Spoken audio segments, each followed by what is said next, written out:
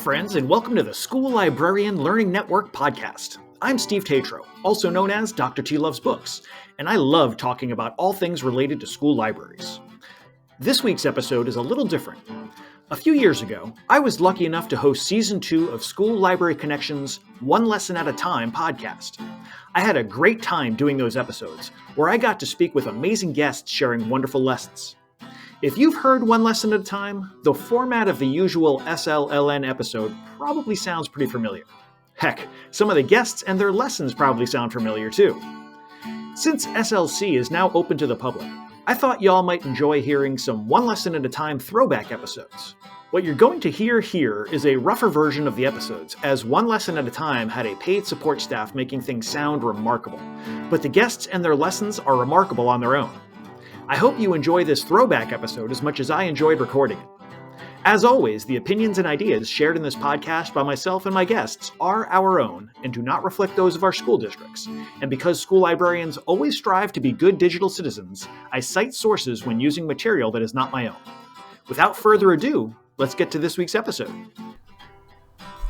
Hey everybody, welcome back. I am so excited that I get to talk to Ryan about this amazing lesson that he shared, and I'm really over the moon about getting to talk about this. So Ryan, before we get going too far, why don't you tell us a little bit about yourself? Give us a little bit about who you are.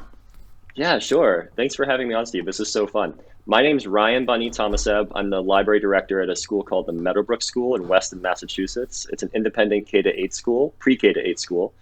And I've been here, I think, for 13 years now. My first 7 years here at this school were spent as an English teacher, and I transitioned. I went back to school, became licensed as a school librarian. I've been doing that, for about 4 or 5 years now. Nice. That was my route too. I was in the classroom up until very recently. I'd love to do a little bit of a study and just see how many school librarians started as English teachers, because I feel like it wouldn't be a small number. Totally. I think I tweeted about that a few years ago, and I was just curious about it. And there were so many. There's so many of us. Oh yeah, absolutely. I mean, when you love the books as much as you love the books, what are you going to do? You got to go where they go. Exactly. So, what was would you say your motivation for going into the library? I mean, besides the love of books, was there other stuff that brought you there?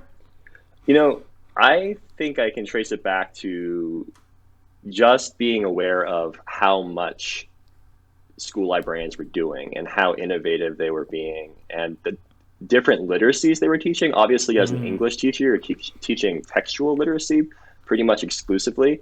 And the idea of teaching some digital literacy, some news and information literacy, visual literacy, that was the part that was appealing to me. I loved teaching English. I still do. I've had to fill in a few times for English teachers during, extended absences and leaves and things like that. And I've enjoyed it. I still love it. But I also felt just a little isolated sometimes from other parts of the school. And so as a school librarian, I've seen others. At the time, I saw others being able to do this, but visit other parts of the school, co-teach, and have other kind of opportunities to see other groups of students. So it was allowing me to do and try some new experiences, which I loved. Yeah. Oh, I'm totally with you on that. The ability to collaborate with your colleagues that you don't get to see as often. Right. It's just such a great moment that you get to kind of see the school maybe a little bit of a different way, or see the students sometimes too in a little bit different way. Exactly. Yeah, and just to be able to see different grade levels. I mean, that was eye-opening for me. I was really nervous going. I taught middle school English exclusively, and so teaching first graders for the first time, and this is before I had young children too, and so I was absolutely terrified going into that. But it was such an eye-opening experience, and I really loved it. Oh, I bet. There's so much stuff there's so many things I got through school library, through my graduate programs for school librarianship that I just never really thought about as a teacher. And it was so interesting to kind of start seeing education from a really different perspective than a lot of my classroom colleagues were seeing things. And that, like you're saying, that ability to kind of reach in and go different places, different grade levels, different classrooms.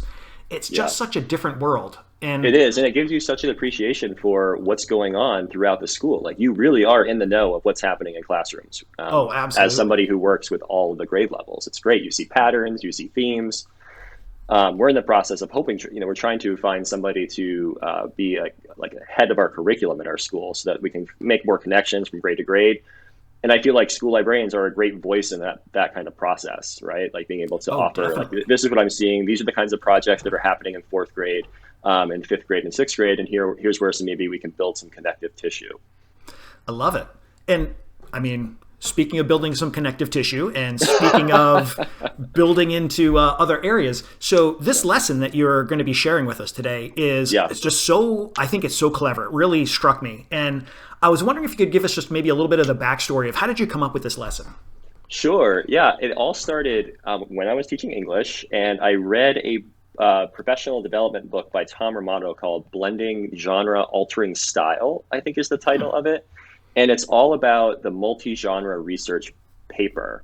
And the idea of that research paper is that instead of writing kind of a traditional, expository essay on a particular topic, after researching it, students would communicate the information they discover through research in a variety of different genres of writing. So whether that's like a top 10 list or a song that they wrote lyrics to and possibly recorded, or a flash fiction story, communicating all of those facts within those fictional pieces, I found so fascinating. And I remember I was teaching The Tempest to Shakespeare's The Tempest to eighth graders at the time, and which is my personal favorite, by the way, for Shakespeare fans. Romeo and Juliet, but that's okay. Forgiven. Anyway, yeah, so I remember doing that multi-genre research paper with those students. And, anytime you try something new, you make tons of mistakes. It's somewhat disorganized, but the kids really loved it. I did my best to explain because it is kind of amorphous what they're creating in some ways. And so I remember it was definitely a learning process, but the kids loved it. They responded really well to it. And I saw some of the most creative writing I had seen from them that year during that project. So it's something that I've sought to continue in other ways since. And that's where this blending research and short stories kind of project came from. It's just such a great idea. And it's funny because when I saw your lesson, when somebody had shared it with me actually and said, this isn't a lesson, you have to talk to this person, I was like, absolutely, this is amazing. And it got me thinking about when I'm reading books and I find that story that kind of gets me thinking about, is that actually really the actual information? And I go out and I look it up and I get engaged and I start to become an inquiry learner because of what I saw in the fiction story. And when the fiction ties into the actual real information in such a clever way, it's just, it sticks. It sticks in your mind, and it's so engaging for the audience. I love that you're bringing the students to this. Yeah, it's so engaging for them to write, and then it's so much more engaging for us to read as teachers too. I always tell my students, like, if you are not enjoying what you're writing, there's a very good chance that your teacher and the other students who are going to be exposed to that writing are not going to enjoy it either. And so I encourage them, within reason, and there are different ways to do this, but, giving them space to choose a topic, whether that's from a list that you've put together beforehand of approved topics that that they're going to be able to find age-appropriate information for, or you're giving them free reign and supporting them throughout that process. However you choose to approach that, when they have that choice from the get-go, then they are automatically more engaged. And then when they're on top of that, given the opportunity to be creative in the way that they communicate the information that they've discovered through their research, that's where the really good stuff comes, for sure. That's awesome. And as you're laying it out, you very clearly are making it apparent that this is something that can be used with lots of different levels, lots of different areas. That's so great because so often we kind of get locked into the library is English and that's it, or the library, the grades you work with are that's it. And this is a lesson that you can apply so widely. Wow. Yeah, I think, it can be scaled up and down depending on the grade level. Like you can limit the word count. You can, limit the number of facts or increase the number of facts that they have to include in that creative piece. And so that element of it makes it quite scalable, which is helpful for sure. I can even see this maybe being like a choice board sort of a thing where you could say, here's for those people who are stuck, here's like 6 different areas that you might go into either as a topic or as a style, as a genre, writing genre. Yeah. And they can choose. Exactly. And it works across subject areas too. Like it doesn't just have to be English or language arts. It can also work really well in social studies. I mean, like when you were talking a minute ago about like how cool it is to read a work of fiction and know that some of the places and things and experiences that these fictional characters had actually happened.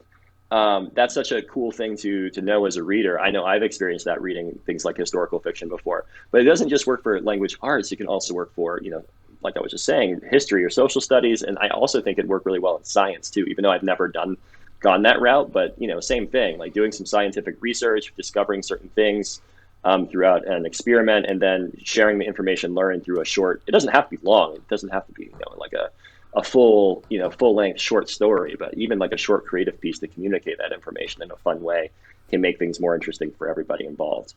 Oh, definitely. And I think that's such a great way to reach out and collaborate in maybe a department that doesn't normally think about the importance of the writing skills. But as a librarian and as a former English teacher, you've got some skills you can bring to say, we're going to use your content and we're going to use some of our other skills, and we're going to see if we can marry those things together in a way that's going to, like you said, be more interesting for everybody involved. Totally. Yeah. Oh, you're teaching cells today, Miss Science Teacher? Let me slide in and show you these databases that would work really well for finding maybe some additional information for students to discover. And then, let's write a short story where the cell is the star of the story, or the protagonist. That'd be really fun. Absolutely. I mean, I could even see that maybe becoming a little bit of a pro-con sort of a story, or like almost like a dealing with some topics in science and addressing them as a story of even like a dialogue between a couple of characters and filling in the factual information to try and prove one side or the other. Huh. Yeah, totally. Yeah, I can also see like an interview too, like an interview between like one character and another. Like students love that particular genre. Like when I've done variations of this project in the past, like they love that particular genre, like creating this fictionalized interview. And it's often really fun to read. And, if you have the time and you want to take it to the next level, you can have them actually try to perform that in some way, or record a video in which they actually, bring that script essentially that they've written to life. I'm starting to see an amazing cross-disciplinary project that kind of brings all the subjects together. This is awesome. Yes. I'd even love to, now you've got me thinking about, can we get math involved in this? And I'm like, you could absolutely have characters that have to like solve a problem and use some sort of mathematical steps. Wow. This is that's a so great rich. Point. Yeah. It really is flexible. And it's like, there's a simplicity to it. Like, I think it can be applied to so many different contexts. Like the idea is simple, right? You're having students research a particular topic. How they get to that topic, you determine. But then they're just writing some kind of creative piece to communicate that information. And I think the really important thing too, just for clarity's sake, and is that the way that I've had students show, and that whatever their final product is, whatever their final piece of writing is, the way I have students show what facts they've included in their story is just, either bolding them in the text or highlighting them. I think highlighting them is probably the easiest, is the most, visually, easy to see. But, it's fun to also, once they have those stories finished, have a reading if you have time, like have them a few volunteers, or, make a party of it and have the whole class, if you can, read their whole thing or their parts of it, excerpts, and have the audience not only enjoy the story, but also, if you have time again to see if they can identify the facts that were in the story as well, the audience. So that's another, fun thing you can do with it at the end. I'm seeing this as such an appealing lesson for the students too, because giving them the agency to, if whether or not you kind of focus them in the research area, giving them some agency in the product that they're going to create could really bring some of those kids that maybe don't feel as strong in some of the language arts areas into a project that they really are engaged with and interested in, because if they get to pick and choose, like, okay, it doesn't have to be an essay. Maybe you want to write a song. Maybe you want to do it as a poem. Like it gives them, like you said, a story, gives them so many different handles that they can put on this information. Yeah. I'm a writer, so I tend to go to stories first, but you're absolutely right. It could be, like like we've scaled this up to a passion project for our fifth grade where the students essentially do a variation of this all year long. They research a topic that they care a lot about or they're deeply curious about, and they spend the year putting together different genres that include different genres of writing or other multimedia that include all the facts that they've discovered through their research, and then share that out at the end of the year with families and other students and faculty and all of that. But yeah, I think, again, it can be scaled up to something like that and make for a really cool experience for everybody at the end of it. I love the concept of bringing it to multimedia too, and not limiting to just writing, because I can imagine the students who are really engaged by visual arts being able to really do some amazing stuff with taking the research they do and putting it into a visual format. Wow, that would be powerful. Totally. Yeah, and I think to your point from a moment ago, you can give them a list of ideas. And if they have other ideas they bring to the table, they can ask, maybe get your permission to, try a different genre idea they have. But like giving them 5 or 6, like a poem, a list, like a top 10 list. That's another one students that I've taught really enjoy. A story, a film, script, whatever, give them a list of like 5 to 10 different genres they could try. And, chances are each student will probably find one that they're connected to or excited about, especially if you, of course, like as with anything, if you have some models to share from previous years, after you've tried it the first time. That's another problem of doing something for the first time. You don't have those models or examples to share from previous years, which are so helpful whenever you repeat a lesson or an activity. But yeah, having those is always helpful too. I wonder if you could even, as exemplars, find some materials that are already published, like maybe I'm thinking about, I'm going to ruin his name, but John Siska has a series of like science poems and animal poems that might be a way to kind of talk about that, or I don't know. I'm just trying to brainstorm different ways. But yeah, I've actually sent students to the faculty room before to pick up a copy of the newspaper because they were interested in doing a newspaper article as their genre, where they're going to communicate their facts. And it's actually really hard to write a newspaper article. But the idea being like create a title that is very much like one you would read in a newspaper. Where does the byline go? What is a byline? What is the information included in the first paragraph in a newspaper article? And so stuff like that. Yeah, absolutely. Sending them and being ready to share with them some examples, like real world examples of the genres that they find.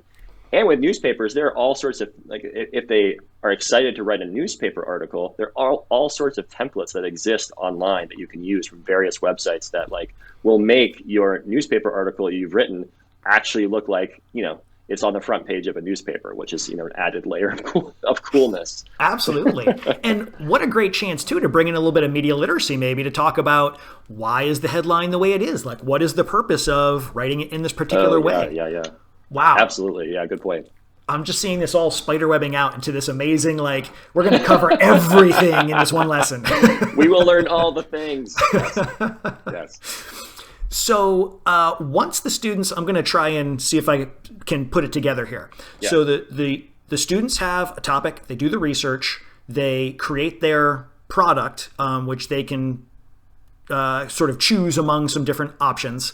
And then in terms of the presentation, are there any particular ways that actually, let me back up one half a step and say, are they working individually on all of these? Are there, what sort of portions are the group work versus sort of individual work? Yeah, sure. I've only done this with students working as individuals, but it absolutely could work, and it might be a lot of fun for certain classes in certain contexts and for certain students to do it in small groups. Absolutely. I think pairs would probably be, I would probably limit it to that personally. I wouldn't go try to have like 3 or 4 students working on one story together, but working in pairs could be a really fun exercise for sure.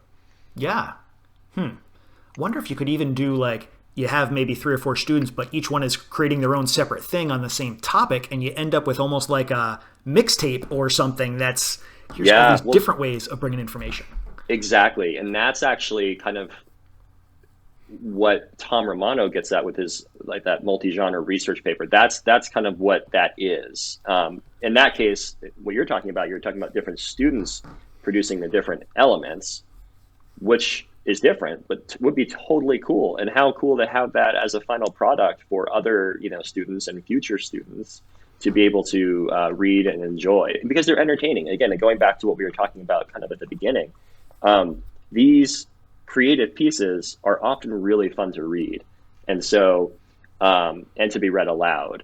And so I think having this product, this finished product of having something that was created by different groups of students, but is all thematically related by topic, could be such a cool thing to have. Absolutely. Yeah. So in my head, I'm seeing lots of students on individual computers researching and writing, or researching and creating their products. Is that pretty Yes. much what you're going to see? Yeah. Okay. Yeah. And I mean, again, it depends on how much time you have and how much time, I guess, you want to devote to it. But I mean, you can also, like, I'm a big fan of the mini lesson. I try my best. I don't always succeed in keeping a lesson at the beginning of the class short, and then giving students, an opportunity to get into the activity, start working independently or in groups, whatever you're asking them to do. And so I feel like that's structuring it that way is helpful. And are there any particular resources that you definitely want to use with this lesson, or is it pretty much, do you kind of mix and match to fit the group that you're going to be seeing? I'm sorry, can you ask that one more time? Absolutely. Are there any particular resources or materials that you use regularly with the lesson, or do you kind of mix and match for the group you're going to be seeing? Honestly, I think I've only ever had to have students use laptops for this. They're, other than like bringing in some of those, making certain resources available, such as like the newspaper example I shared a moment ago, like as an example of a genre. Otherwise, I feel like it's, if they have laptops and internet connection and access to a list of resources that you've curated for them, or a specific database that you're asking them to work within, or a specific website, then I think they're all set. So you kind of keep it pretty open, except for the items that you've specifically curated for them to use as learning resources as they're going. I do, yeah. Okay, that's great. I mean, I love that idea of just, I love the idea of kids going and exploring and just finding what they can find, because I think that is so important for their own agency and for them to be able to find what works for them. Right. Yeah. Like I'm thinking of earlier today, for example, this is, there's a totally different project, but we're doing this project right now with our fourth graders on gratitude and practicing gratitude. And they're creating this visual at the end of it that's going to be shared at our Thanksgiving assembly. And I gave them a list of 5 resources, 5 websites that I had curated beforehand. And even though I had curated those, I basically check them to make sure that they're all, include, again, age appropriate information, something that they'd be able to read and appreciate. But I gave them the freedom within that to say, oh, like maybe one of these is one you want to dig into a lot. That's great. You can do that. But maybe some of you want to pull a few facts from 3 of these. That's great too. You can try that. And I think they, to your point, they respond really well to being given that agency and freedom to explore. Yeah. Even within those confines, because I think especially for younger students, they need those structures, they need those confines, and it would be unfair to not give them some structure before kind of launching them off. Oh, absolutely. I mean, certainly there's going to need to be some scaffolding for them to build from, but I can certainly see different ways of setting up that scaffolding to kind of match the skills and abilities of the students that you're working with. That's right. So how many times have you gone through this lesson? Oh my goodness. I don't know exactly. Quite a few. Yeah, quite a few. Well, I've done that passion project with our 5th grade that I told you about, where it's basically this, but scaled all the way up to a whole year project, because it so wonderfully encapsulates so much of what we're trying to teach as school librarians, like collaboration skills, curation skills, research, all of those things. And so it's just a perfect way to teach that. And so I've done that. I think I've done that passion project, 5 years, since I started as a school librarian, actually. Yeah. Wow. So I think I've done that. And then I've done these kind of smaller versions, which is more of what we're talking about today. Probably the same amount, like 4 or 5 years. But maybe but 2 or 3 times a year because I'm doing variations of them with different grades, if that makes sense. Right. So other than the example pieces to share the first time, were there any other things that you kind of, as you went, you were like, oh, next time around, here's something I got to change, rearrange? Yeah. Yeah. One of the things that I found, like if you're going to have them write stories, which I think, if you don't want to, create a whole list of different genres for the kids to write in, if you just want them to write like a narrative, a fictional narrative, I do find it's helpful to have a mini lesson on like narrative structure, like how, including plot. You don't have to get too much into characterization, for example, but just having an idea of giving them again, going back to structure, giving them a structure to work within so that they're not just so that they remember that, ideally there's a satisfying ending, and it's not always a good idea to write at the end, or it's almost never a good idea to write at the very end, and it was all a dream, for example. God, no. Just like putting some parameters, like, asking them not to do that,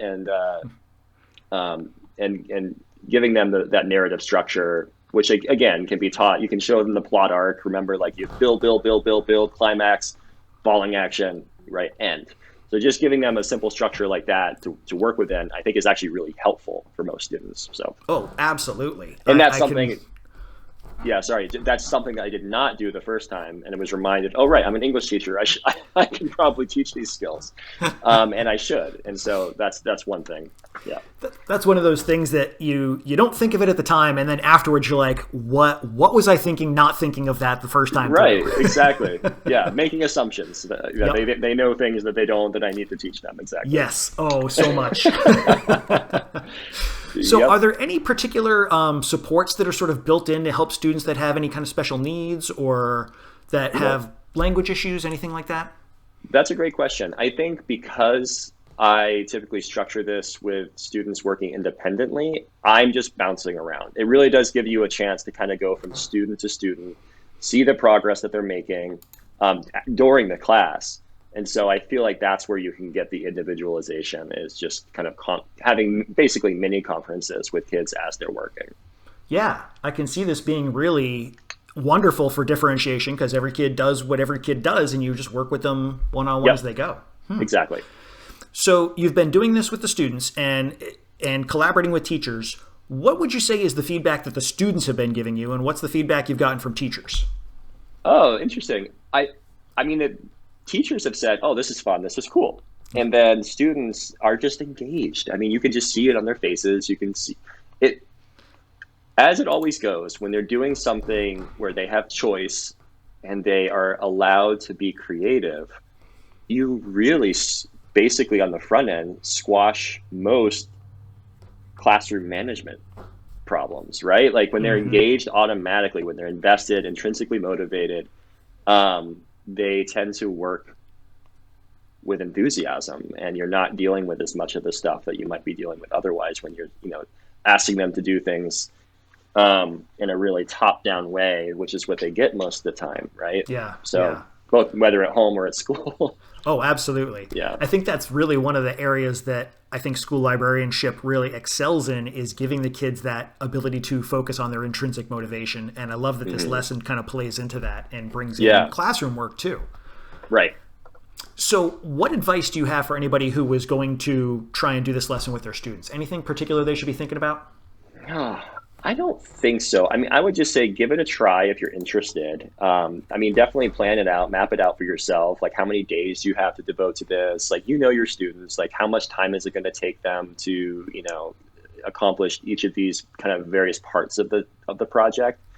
I think just giving it a try and knowing kind of what I was saying earlier, that you're going to miss things. It's not going to be perfect the first time around, and giving yourself some grace around that. But also know that there's a very good chance that by giving your students this opportunity to be creative, that they're going to have fun with it, and you're going to really enjoy what they create at the end of it. I love when everybody can enjoy the educational process. That's the sign of good learning when that's going on. Yeah. So thank you so much for sharing all this. This has been amazing, and I am just filled. My brain is just on overdrive thinking about all the possibilities here. So before we sign off, how can listeners connect with you in the future? Yeah, sure. I'm on Twitter at Ryan Tomaseb. My last name is spelled Tahmaseb. And I have a website, ryantomaseb.com. And so, yeah, you can find me on Twitter or, shoot me a message on the website. There's a contact me form there. Awesome. I have a feeling you're going to be getting a lot of contacts. This is great. Yay. Well, thank you again so much. I'm so glad you could be here and share this lesson with us. Thanks, Steve. This was a lot of fun.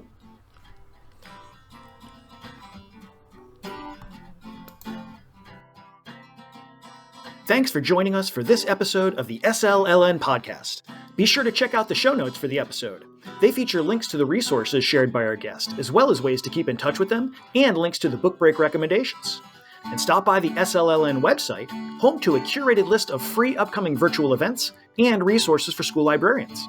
It's easy to become a member of the School Librarian Learning Network. Just visit the site and use what you like.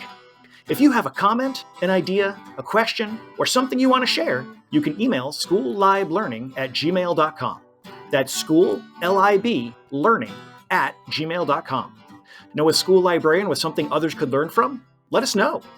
Until next time, be good, be safe, and be well.